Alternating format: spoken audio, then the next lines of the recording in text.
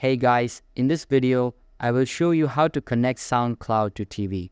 Alright, so let's begin.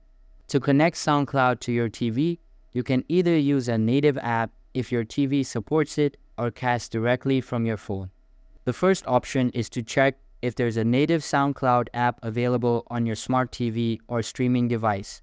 Search for SoundCloud, and if the official app is available, install it. Once installed, launch the app and log in with your SoundCloud account details to start listening to your music directly on the TV.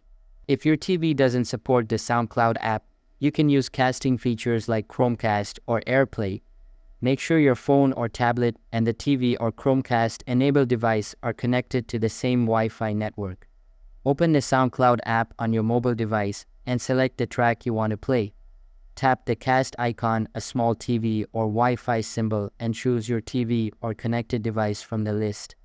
Once connected, your audio will start playing on the TV, and you'll be able to control playback directly from your phone. Both methods are simple and allow you to enjoy your SoundCloud tracks on the big screen with better speakers. And that's it. So that's basically how you can connect SoundCloud to TV.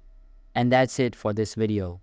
If you found this helpful, consider subscribing and giving this a big thumbs up. Thanks.